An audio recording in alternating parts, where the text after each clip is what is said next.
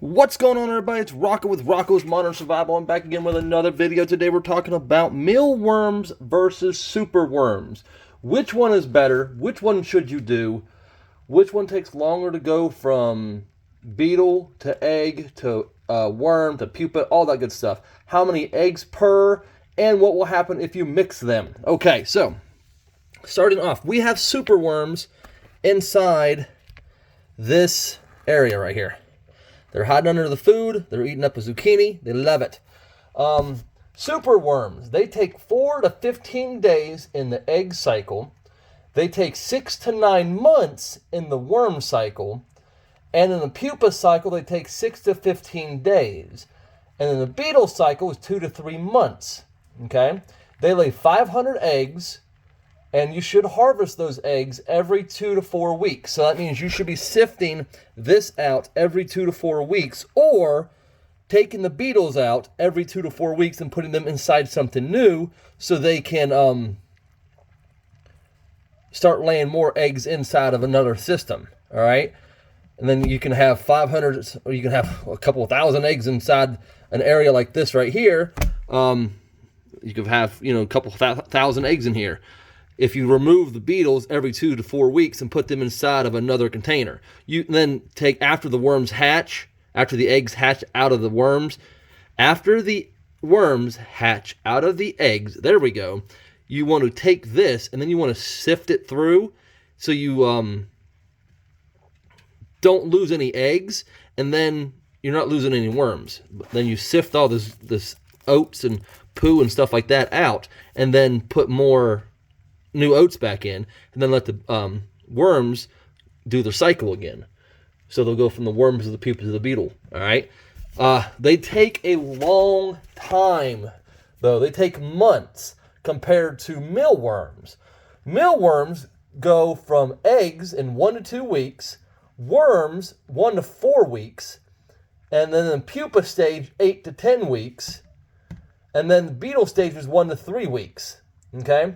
So the beetle stage is not as long, but the mealworms only lay 70 to 100 eggs per female, okay? And the beetles will also eat smaller worms. So you do not want to keep beetles in the same area that the larvae and the eggs and everything are hatching out of, because the beetles will actually eat them. Now, if you say, well, I've got superworms and I've got mealworms, can I just put them both together? No, do not do that. Superworms will actually eat the smaller beetles, or will actually eat the smaller worms. So as soon as the worms are hatching out, these guys, if they're not in their beetle stage yet, and even in the beetle stage, they will still eat the smaller mealworms. So do not mix superworms and mealworms, okay? I got these guys as a little experiment. I was like, I'm just going to try this to see how it works. I'm still going to try it to see how it works because, like I said, they lay 500 eggs per female. So that's a lot of superworms I could possibly get. So I'm really hoping that happens. I'm going to kind of cover these guys back up because I'm shining the light right on them. So you don't want to keep your the food on the oats, because it will rot and mold the oats. You do not want that. So I just went to the store, picked up some Quaker oats, oat bran. I got the Kroger brand, and I poured that in there. That's all I did. So they live underneath of that. They are quite content living underneath of that. As you see, they are very happy. They're hiding. They're all in a corner. I don't know why. They're just all in that one corner. They like that corner, so I just leave them in there. So, but that's it, guys. I just got a tote. I had this tote. Actually, the quails were living in this tote at one time, and I was like, you know what? I'm gonna move this into. I moved the quails into a bigger area. They knocked over their water. I got to fix that. Sorry. I moved them from the smaller one to the bigger one, and then I just said, okay, I want to do something with this tote. So I threw 50 superworms in here. And I'm going to go get a couple packs of mealworms next weekend. And I'm going to create another habitat just for mealworms. And I want to see which ones I can grow out faster. I already know the mealworms will go a lot faster. I've had mealworms before, and I know that they're cycle is really, really fast. So I'm not, and I just broke it all down for you. So eggs are, superworm eggs are 4 to 15 days. About the same as mealworm eggs. But the thing that is the longest on these are the worms, as the worms and the beetles. So superworms are 6 to 9 months in the worm stage. Pupa stage is 6 to 15 days, and the beetle stage is 2 to 3 months. Mealworms, again, 1 to 2 weeks as an egg, as a worm, 1 to 4 weeks. Pupa, 8 to 10 weeks, and beetle, 1 to 3 weeks. Okay? So you just got to do the math, figure out which one you want to grow. If you want to grow both of them, grow both of them, but just do not grow them both in the same tote. Okay? That's the only thing. So that is it for today, guys. I hope you have a wonderful day. God bless. There's a lot of ways to build a tote system for your for these guys. I just do it like this. I think it's the easiest way for me to do it, and that's just the way I do it. So there, you can make a mesh bottom on the end, underneath of all this right here. So the beetles will have to crawl down, lay their eggs in the bottom of it. The eggs will drop through. Blah blah blah. I don't do that. I'm sorry.